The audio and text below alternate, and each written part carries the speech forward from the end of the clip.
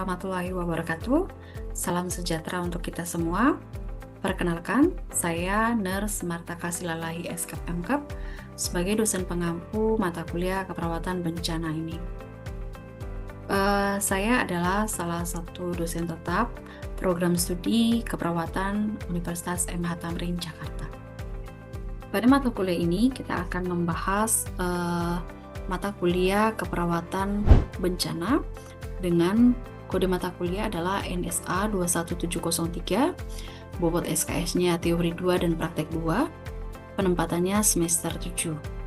Untuk capaian pembelajaran lulusan pada mata kuliah ini, yang pertama yaitu menjelaskan sistem penanggulangan bencana terpadu, melakukan simulasi penilaian cepat, tepat, dan sistematis, melakukan edukasi mitigasi bencana, yang keempat melakukan demonstrasi pertolongan cepat pada korban bencana, yang kelima melakukan simulasi perencanaan penanggulangan bencana terpadu, yang keenam itu melakukan simulasi pemulihan pasca bencana, ketujuh adalah simulasi kesehatan matra kesehatan, delapan adalah menerapkan evidence based practice dalam keperawatan bencana. Yang menjadi capaian pembelajaran mata kuliah di keperawatan bencana ini adalah mampu mengerti tentang konsep sistem penanggulangan bencana terpadu, kemudian mahasiswa mampu melakukan teknik penilaian dan juga surveillance bencana. Ketiga, mampu melaksanakan simulasi mitigasi bencana. Yang keempat, mampu melaksanakan prosedur pertolongan korban bencana. Yang kelima, mampu membuat perencanaan penanggulangan bencana. Yang keenam, yaitu mampu menilai hajat material. Pembelajaran di mata kuliah ini dilakukan secara interaktif melalui perkuliahan diskusi kelompok, presentasi, dan juga nanti akan ada simulasi di lab simulasi. Kemudian di perkuliahan ini saya berharap teman-teman peserta didik mampu melakukan perkuliahan serta berpartisipasi aktif di dalam proses perkuliahan supaya budaya akademik kita di dalam proses perkuliahan itu berjalan dengan baik. Kemudian nanti harapannya teman-teman bisa menjadi seorang tenaga kesehatan perawat yang bisa melakukan praktik secara profesional. Ya. Selamat pagi teman-teman semua. Pagi, Apa Bu. kabarnya? Pagi, Bu. Pagi, Bu. Pagi, Oke, Bu. terima kasih untuk teman-teman yang sudah join ya. Oke, kita mulai ya. Teman-teman, selamat pagi untuk kita semua. Semoga teman-teman dalam keadaan sehat ya. Gimana kabarnya hari ini? Baik, Bu. Baik, Bu. Baik, Baik Bu. ya. Oke. Eh, Hari ini kita akan belajar terkait mata kuliah keperawatan bencana. Keperawatan bencana ini penempatannya di semester 7, semester teman-teman, dengan kode mata kuliah NSA 21703. Kemudian bobot SKS-nya itu teori 2, praktek 2. Sub CPMK-nya ini jabaran dari CPMK tadi yang boleh teman-teman nanti baca di RPS ya. Nah, untuk topik pertama, kita akan membahas tentang sistem penanggulangan bencana terpadu. Yang akan saya sampaikan. Kemudian, sebagai pendahuluan, bencana adalah peristiwa atau rangkaian peristiwa yang mengancam dan mengganggu kehidupan dan penghidupan masyarakat yang disebabkan oleh faktor alam maupun non-alam, seperti faktor manusianya, kemudian kerusakan lingkungan, kerugian harta benda, dan juga dampak psikologis. Nah, kemudian kejadian bencana yang terus meningkat di Indonesia mengharuskan pemahaman dan penerapan sistem penanggulangan bencana oleh semua pihak, karena penanggulangan bencana ini adalah tanggung jawab semua pihak, baik pemerintah maupun non-pemerintah dan masyarakat. Termasuk juga kita sebagai mahasiswa ataupun nanti tim tenaga kesehatan teman-teman saat sudah lulus menjadi seorang perawat.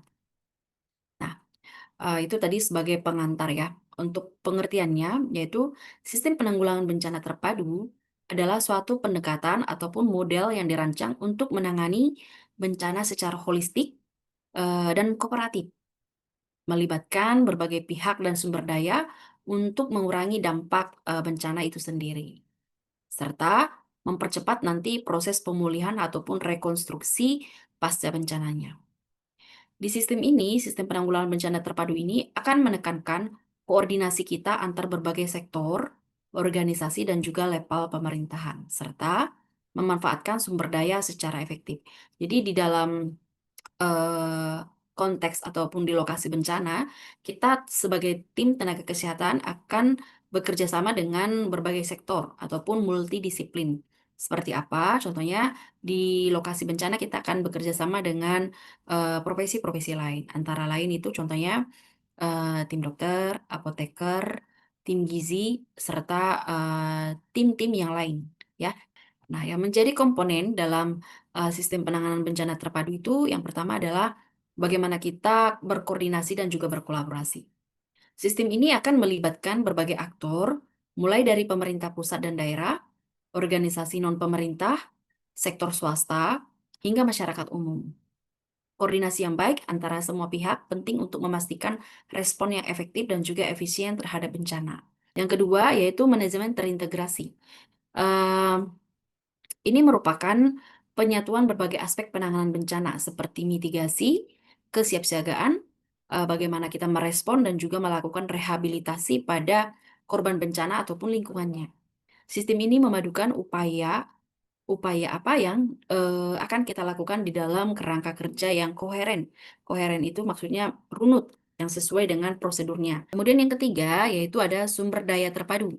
Sumber daya terpadu ini mengoptimalkan penggunaan sumber daya yang ada, termasuk tenaga kerja, peralatan, dan juga dana, serta memastikan alokasi yang lain, yang adil dan efektif. Kemudian yang keempat itu penggunaan teknologi dan juga data.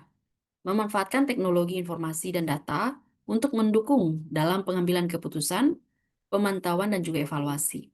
Misalnya penggunaan sistem informasi geografis, serta pemetaan risiko dan pemantauan bencana. Jadi maksud dari penggunaan teknologi data ini, harapannya nanti saat kita di lokasi bencana, kita masih terupdate dengan data-data terbaru di lokasi itu, ataupun data-data terbaru yang berada di luar lokasi. Contohnya, data-data ataupun informasi sudah sampai di mana, contohnya bantuan itu, atau sudah sampai di mana nih eh, respon dari eh, tenaga kesehatan di konteks evakuasi. Contohnya kalau kita sedang berada di tenda ataupun posko bencana. Kemudian selanjutnya itu bagaimana sih mekanisme sistem penanganan bencana terpadu. Yang pertama itu ada perencanaan dan juga persiapan. Di dalam perencanaan dan persiapan ini akan ada proses penyusunan rencana kontingensi, yang kedua pelatihan dan pelatihan ataupun simulasi. Penyusunan rencana kontingensi ini membuat rencana penanganan bencana yang mencakup langkah-langkah mitigasi, kesiapsiagaan, dan juga respon. Kemudian yang kedua, sama dengan seperti yang di depan tadi, bagaimana kita berkoordinasi dan juga komunikasi. Tadi kan berkolaborasi, sekarang bagaimana berkoordinasi dan mengkomunikasikannya. Jadi ada yang pertama itu pusat komando terpadu. Di sini nanti pusat komando terpadu ini semua informasi keputusan itu diambil atau diputuskan oleh komando. Jadi siapa penanggung jawabnya? Itu yang akan mengambil keputusan, ya. Karena dari si komando ini pun nanti akan berkoordinasi dengan yang di atasnya. Contohnya penanggung jawab wilayah. Jadi setiap keputusan itu diputuskan oleh atas dasar mufakat atau kesepakatan, tidak mengambil keputusan sendiri. Kemudian yang kedua, komunikasi antar pihak. Membangun sistem komunikasi yang efektif antara berbagai pihak yang terlibat untuk memastikan informasi yang cepat dan juga akurat. Jadi ini menekan adanya informasi-informasi yang tidak valid ataupun hoax, ya. Supaya apa? Supaya masyarakat korban bencana itu tidak menjadi merasa ketakutan ataupun menjadi trauma dari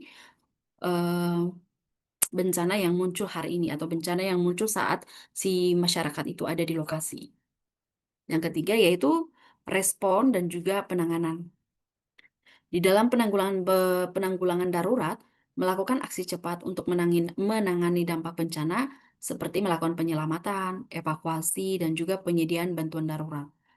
Penyelamatan ini adalah kita sebagai tim tenaga kesehatan ataupun masyarakat terlatih mampu menyelamatkan korban bencana dengan melihat ke diri kita. Dengan saya akan menyelamatkan si korban, saya tidak akan menjadi korban berikutnya. Jadi kita harus melihat, saya nanti akan menolong si A, apakah saya aman untuk menolong dia? Jadi kita ikuti prinsip darurat, aman diri, aman pasien, dan juga aman lingkungan. Kemudian distribusi bantuan. Mengatur distribusi bantuan logistik, medis, dan juga kebutuhan dasar kepada korban bencana. Nah, di sini berperanlah itu penanggung jawab kelompok atau penanggung jawab tim. Karena jangan sampai di lokasi bencana titik A ternyata logistik medisnya itu kurang, di titik B berlebih. Atau sandang pangannya di lokasi A itu sangat banyak, di lokasi yang lain sangat kurang. Sehingga tidak pemerataan logistik itu tidak baik, ya. Jadi harus ada eh, respon serta penanganan yang baik di dalam distribusi bantuan di konteks lokasi bencana. Supaya apa? Supaya akibat dari kurangnya logistik menimbulkan eh, masalah baru. Contohnya kelaparan ataupun gatal-gatal atau penyakit menular yang diakibatkan oleh bencana itu sendiri. Contohnya bencana banjir biasanya itu adalah leptospirosis ataupun diare, ya. Jadi harus merata. Kemudian yang keempat yaitu pemulihan dan juga rehabilitasi. Rehabilitasi infrastruktur yaitu memperbaiki dan membangun kembali infrastruktur yang rusak atau hancur akibat bencana. Ini kita akan bekerja sama dengan bagian tata ruang, ya, dan lahan dalam melakukan pembangunan rumah-rumah sementara bagi korban pasca bencana. Yang kedua, pemulihan sosial dan juga ekonomi, yaitu membantu komunitas untuk pulih secara sosial dan juga ekonomi, termasuk dukungan psikososial dan pemulihan mata pencaharian. Jadi di sini nanti masyarakat terdampak bencana itu akan dipulihkan secara ekonomi, contohnya diberikan dana untuk melakukan usaha kecil-kecilan atau UMKM, serta dukungan psikososial. Contohnya bila korban bencana saat ini masih trauma, jadi akan ada pendampingan dari disiplin ilmu, contohnya psikologis dalam melakukan terapi healing pada korban bencana. Kemudian yang kelima adalah evaluasi. Evaluasi pasca bencana ini yaitu menilai efektivitas, respon, dan juga penanganan bencana, serta mengidentifikasi pelajaran yang dapat dipelajari. Kemudian penyusunan laporan serta merekomendasikan. Di sini, di evaluasi ini, selain dari melakukan evaluasi, akan menyusun juga laporan. Apa sih rencana tindak lanjut dari kegiatan kita di lokasi bencana ini? Contohnya setelah kita melakukan pengkajian, pendataan, melakukan perawatan pada korban bencana, selanjutnya diapain nih korban bencananya? Kalau tidak bisa ditangani secara kompleks di posko bencana, harusnya sih korban bencana itu akan oper ataupun akan dipindahkan ke rumah sakit rujukan terdekat yang mumpuni, yang mempunyai alat dan fasilitas sesuai dengan kebutuhan saat ini. Jadi jangan ditahan di posko karena akan memperberat keadaan si korban bencana itu nantinya. Jadi kita harus melakukan transfer pasien ke lokasi layanan kesehatan lain. Kemudian ada yang bagian selanjutnya itu tujuan. Apa aja sih yang menjadi tujuan sistem penanggulangan bencana ini? Tujuannya itu berdasarkan Undang-Undang Nomor 24 Tahun 2007, bertujuan untuk yang pertama memberikan perlindungan kepada masyarakat dari ancaman bencana. Yang kedua, menyelaraskan peraturan perundang-undangan yang sudah ada. Yang ketiga, menjamin terselenggaranya penanggulangan bencana secara terencana, terpadu, terkoordinasi, dan juga menyeluruh. Jadi di setiap lini siklus bencana itu jangan sampai ada yang tertinggal atau terabaikan. Jadi harus terkoordinasi di setiap fasenya. Kemudian yang keempat itu menghargai budaya lokal. Nah, ini sering terjadi di suatu lokasi, kita sebagai tim tenaga kesehatan kurang memperhatikan budaya lokal. Budaya lokal seperti apa contohnya? Di dalam kepercayaannya ataupun di dalam budayanya mereka tidak bisa melakukan sesuatu hal, sedangkan kita dari sisi tenaga kesehatan itu harus dilakukan. Ya, contohnya seperti apa? Di dalam contohnya di dalam kepercayaan tidak boleh memberikan transfusi darah karena itu dilarang menurut kepercayaannya. Tetapi di dalam konteks kesehatan, korban bencana ini ternyata mengalami perdarahan, butuh suplai darah. Jadi jangan juga kita memaksakan kehendak harus langsung melakukan transfusi tanpa persetujuan si korban bencana ataupun keluarganya. Jadi harus menghargai budaya lokal ataupun kepercayaan. Serta di adatnya mungkin dia tidak boleh melakukan atau mengkonsumsi daging yang berdarah panas. Nah, sedangkan di konteks pemenuhan nutrisi mungkin dengan mereka sudah tidak makan beberapa saat atau beberapa hari harusnya kita memberikan nutrisi protein hewani yang baik supaya kalorinya tercukupi. Contohnya seperti itu. Jadi kita harus menanyakan dulu bagaimana budaya ataupun kepercayaan di lokasi. Jangan sampai nanti kita dianggap sok tahu ataupun dianggap melanggar budaya ataupun adat istiadat mereka, seperti itu. Kemudian yang kelima, membangun partisipasi dan juga kemitraan publik serta swasta. Kemudian yang keenam, mendorong semangat gotong royong, kesetiakawanan dan juga kedermawanan. Kemudian yang terakhir, menciptakan perdamaian dan kehidupan bermasyarakat, berbangsa dan bernegara. Jadi di saat kita melakukan edukasi, atau di saat kita melakukan evakuasi, atau di saat kita melakukan pelayanan di lokasi bencana, kita harus turut serta menyampaikan kepada masyarakat supaya tetap bergotong royong dalam melakukan evakuasi ataupun penyelamatan kepada korban bencana yang belum ditemukan ataupun yang belum terevakuasi dengan baik ke posko bencana, seperti itu. Nah, selanjutnya topik selanjutnya yaitu tahapan dalam sistem penanggulangan bencana terpadu. Nah, kira-kira apa sih yang menjadi tahapan-tahapannya? Yaitu nanti akan ada seperti yang sudah disampaikan di awal ya tadi ya. Sistem penanggulangan bencana terpadu ini mencakup berbagai tahapan yang bertujuan untuk mengurangi dampak bencana yang memastikan respons serta pemulihan yang efektif. Nah, ini siklusnya. Siklus dari penanggulangan bencana terpadu. Jadi yang pertama adalah upaya pencegahan dan juga mitigasi.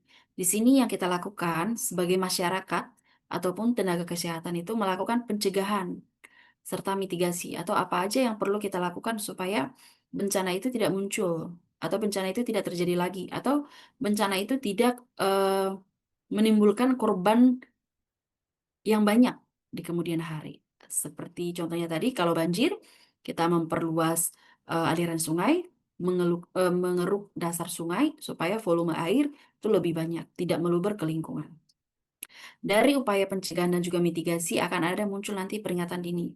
Bila pencegahan dan mitigasinya tidak maksimal, maka contohnya tadi banjir itu peningkatan volume air ataupun peningkatan jumlah air ke lingkungan masyarakat itu akan masuk. Jadi debit airnya akan lama-kelamaan akan meningkat, ya. Contohnya di pintu air Katulampa debit airnya itu sudah setinggi sekian sentimeter. Nah, prediksi dalam sekian jam akan terjadi banjir di lokasi yang terdekat dengan Katulampa, seperti itu. Nah, di sini di peringatan dini ini akan ada fase rencana kontingensi tadi. Apa aja rencana kontingensi, apa aja yang sudah kita susun tadi di kontingensi. Nah, itu ada di sini di peringatan dini, yaitu bagian tahap kesiapsiagaan, ya.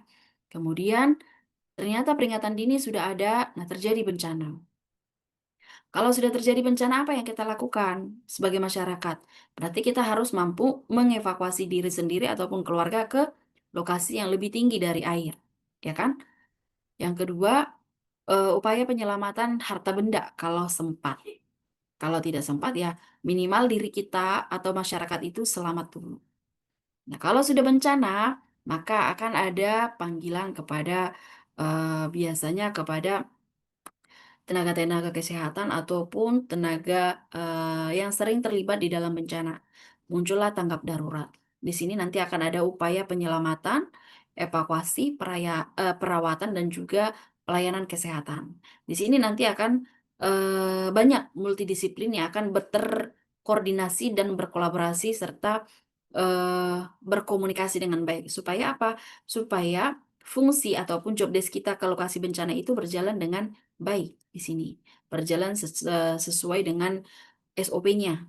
Kita ngapain sih ke lokasi bencana? Kita melakukan upaya penyelamatan evakuasi, ya, tidak hanya sekedar sampai di lokasi langsung pulang, tidak. Jadi kita harus, stay di lokasi sesuai dengan fungsi kita. Nah, dari pemulihan darurat ataupun tanggap darurat tadi itu akan ada masa kepemulihan. Nah, masa pemulihan bila, fungsi kita di sini sudah selesai, maka atau, dan bencananya sudah terlewat, maka akan ada masa pemulihan. Pemulihan secara fisik dan juga psikologis tentunya. Karena apa? Karena kalau kita hanya melakukan perawatan ataupun melakukan, pelayanan kesehatan hanya fisik, maka psikologisnya mungkin nanti akan terganggu, ya. Kalau psikologisnya terganggu ataupun contohnya trauma, secara tidak langsung juga fisiologisnya pun nanti akan terganggu. Karena apa? Karena dia trauma, cemas, ketakutan, mungkin dia dalam melakukan perawatan diri itu akan berkurang ataupun akan tidak maksimal sesuai dengan, sebelumnya, ya. Karena, kita lihat tidak semua ya, tidak semua, contohnya ODGJ ataupun trauma pasca, bencana itu akan mengalami perbaikan cepat, ya, bisa jadi dia agak lama. Jadi di sini akan ada di fase keempat ini akan ada fase pemulihan dan juga rekonstruksi.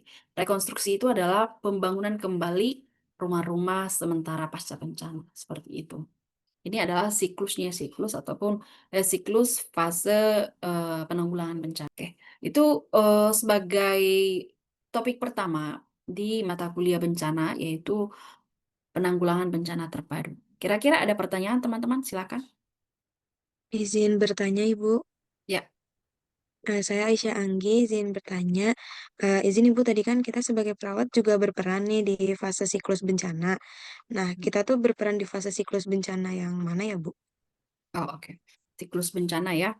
Jadi kita akan berperan di setiap fase siklus bencana. Contohnya, di fase pencegahan mitigasi ini, kita sebagai tim tenaga kesehatan, melakukan edukasi kepada masyarakat terkait contohnya, di lokasi tersebut kira-kira bencana yang sering muncul adalah banjir. Jadi kita melakukan edukasi upaya apa yang dilakukan masyarakat, yang mudah dilakukan tanpa, mengeluarkan banyak biaya. Contohnya, membuang sampah pada tempatnya, kemudian membuat tong sampah di beberapa titik yang masyarakatnya bisa membuang ke sana. Kemudian upaya mitigasinya, contohnya melakukan kerjasama dengan sektor-sektor RT ataupun RW ataupun kelurahan dalam melakukan pengerukan dasar sungai. Nah itu, untuk pencegahan dan mitigasi. Jadi kita hanya melakukan, edukasi ataupun simulasi yang mudah dipahami oleh, masyarakat itu sendiri. Kemudian di kesiapsiagaan ini, di sini kita menekankan bahwa kita akan di dalam melakukan simulasi, kita harus terlibat langsung ke masyarakatnya. Jadi jangan hanya kita memberikan informasi, memberikan simulasi, tetapi kita tidak turun langsung ke lokasi.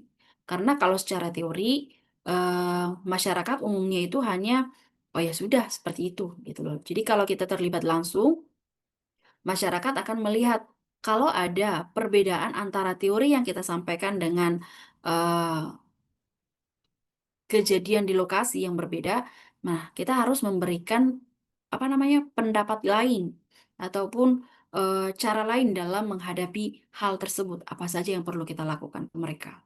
Nah itu di kesiapsiagaan. Kemudian di tanggap darurat, kita harus melakukan fungsi kita.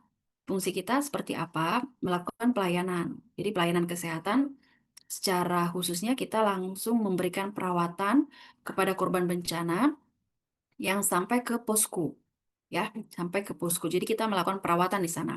Nah, kalau kita sudah terlatih menjadi tim tenaga bencana, nanti kita akan, di sini tidak hanya berdiri atau tidak hanya melakukan fungsinya itu di posko. Kita akan turun langsung ke lapangan untuk melakukan, upaya penyelamatan gawat darurat di lokasi ditemukannya korban. Kemudian melakukan evakuasi, menandu korban bencana ke, posko bencana. Jadi di sini kita langsung ke tim lapangannya. Kemudian fase keempatnya itu adalah pemulihan dan juga rekonstruksi. Dari pemulihan ini nanti kita akan melihat secara fisiknya sudah seperti apa, secara psikologisnya ada nggak masalah. Kalau ada masalah, kita harus berkolaborasi dengan multidisiplin lain seperti psikiater ataupun psikologi terkait memberikan terapi trauma healing yang sesuai dengan trauma yang dialami, baik itu lansia, ibu hamil, ataupun anak-anak ataupun remaja. Jadi akan diberikan upaya-upaya trauma healing yang sesuai dengan kebutuhan. Seperti itu. Oke, Aziza. Ada lagi teman-teman? Oke, kalau tidak ada mungkin kita cukupkan ya pertemuan kita pagi ini di pertemuan pertama, yaitu konsep penanggulangan bencana terpadu. Untuk pertemuan selanjutnya, teman-teman sudah nanti bisa mengakses penugasan yang sudah saya take di Siakat, teman-teman. Nanti akan ada diskusi kelompok ataupun diskusi mandiri kepada mahasiswa ataupun kepada teman-teman. Harapannya dengan pertemuan pertama ini, teman-teman sudah tergambar nih, kira-kira kita nanti di dalam belajar mata kuliah ini, kita sudah tahu ngapain aja kita nanti di satu semester dalam melakukan pembelajaran ini. Dan nanti kita akan ada prakteknya, yaitu praktek aplikasi, yaitu kita akan berkolaborasi dengan tenaga kesehatan yang mumpuni dalam memberikan suatu latihan terkait kebencanaan, upaya yang dilakukan dalam evakuasi bencana. Jadi contohnya di dalam evakuasi bencana banjir apa aja yang perlu diperhatikan sebagai tim penolong atau tim tenaga kesehatan seperti itu. Ya, dipahami ya teman-teman ya. Nanti boleh kalau ada yang kurang jelas, boleh teman-teman tanyakan kembali ke saya secara langsung ataupun melalui WhatsApp grupnya. Itu ya. Iya, Ibu. Oke, teman-teman, kita akhiri pertemuan pertama kita. Semoga kita sehat selalu, tetap semangat, karena di semester terakhir ini teman-teman nanti akan ada beberapa kegiatan-kegiatan yang mengharuskan teman-teman itu harus sehat dan juga harus semangat. Ya, selamat pagi. Kita akhiri pertemuan kita. Saya ucapkan terima kasih. Oke. Terima kasih, Ibu. Terima kasih, Terima kasih, Ibu. Ibu. Terima kasih, Ibu.